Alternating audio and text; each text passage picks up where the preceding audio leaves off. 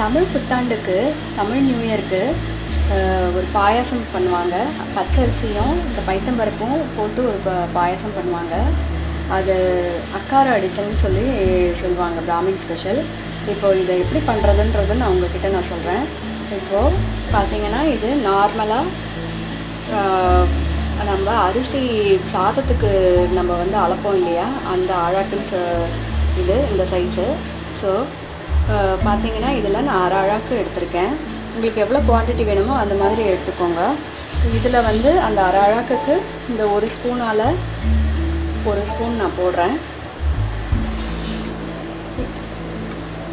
இப்போது அரை spoon, so 1.5 spoon நான் போட்டிருக்கேன். இப்போ இது ரெண்டும் போட்டு தான் வந்து இந்த பாயாசம் பண்ணுவாங்க. இதுக்கு என்ன பண்ணணும், ஃபஸ்ட்டு நீங்கள் நல்லா வறுத்துக்கணும். நல்லா வறுத்துட்டு அதுக்கப்புறம் குக்கரில் வேக வச்சு எடுக்கணும். இதை நல்லா வறுத்துக்கலாம். இப்போது இந்த பாயாசத்துக்கு இது நல்லா வறுத்தாச்சு. இதை குக்கரில் வைக்கிறதுக்காக இந்த பாத்திரத்தில் நான் போட்டிருக்கேன். இப்போ இதை வந்து பாலில் வேக வைக்கணும். இப்போ பார்த்தீங்கன்னா, அந்த அரை அழாக்கு நான் எடுத்திருக்கேன்ல, 1/2 டம்ளர் அரிசின்னு வச்சுக்கோங்க.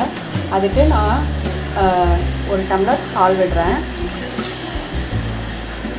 1 டம்ளர் அரிசிக்கு 2 டம்ளர் தண்ணி இல்லையா, அதில் இப்போ நான் 1 டம்ளர் தான் நான் விட்டுருக்கேன். இந்த பைத்த பருப்புக்காக கொஞ்சம் ஒரு அரை டம்ளர், கொஞ்சம் மசிய வேகணும் இது, அதனால் ஒரு 1/2 டம்ளர் நம்ம விட்டுடலாம். இப்போ இது குக்கரில் வச்சு எடுத்ததுக்கப்புறம் உங்களுக்கு நான் சொல்கிறேன். வெல்லத்தை பாகு பண்ணி எடுத்துக்கணும். இப்போ இது வந்து அரை அழாக்கு நம்ம வந்து சாதம் எடுத்துருக்கோம் இல்லையா, அந்த அரை அழாக்குக்கு நம்ம வெல்லம் எடுத்து அதை கரைச்சி வெடிக்கட்டி எடுத்துக்கலாம். இப்போ பாருங்கள், குக்கரில் வேக வச்ச பாயாசத்துக்கு அரிசியும் பைத்தம்பருப்பும் இப்போ பொங்கலுக்கு வச்சு எடுப்போம்ல, அந்த மாதிரி இப்போ இப்படி இருக்குது. இது வந்து வெல்லம் நான் சொன்ன அளவுக்கு எடுத்து நான் கரைச்சி வச்சுருக்கேன். அதை விட்டுடலாம். இப்போ நல்லா ரெண்டுத்தையும் போட்டு கலரி விட்டிங்கன்னா, கொஞ்ச நேரம் கலரி விட்டுட்டு இன்னும் கொஞ்சம் பால் விட்டிங்கன்னா பாயாசம் ரெடி.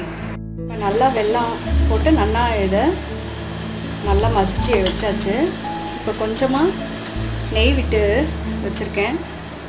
அதில் ஏலக்காய் பொடி தூவிக்கலாம்.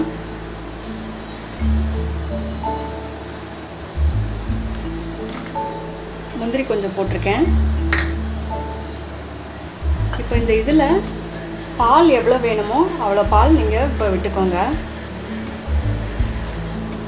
அப்போ தான் நல்லா கொஞ்சம் நீக்க நல்லா இருக்கும். முந்திரியும் நல்லா பொரிஞ்சு தாளித்து விட்டாச்சு. இப்போ இதுதான் பாயாசம் பாருங்கள். இது பிராமின் ஸ்பெஷல், இது அக்காரா டிசல்னு சொல்லுவாங்க. இதே மாதிரி நீங்களும் பண்ணி பார்த்துட்டு ஹெல்த்தி ஃபுட்டாக எடுத்துக்கோங்க.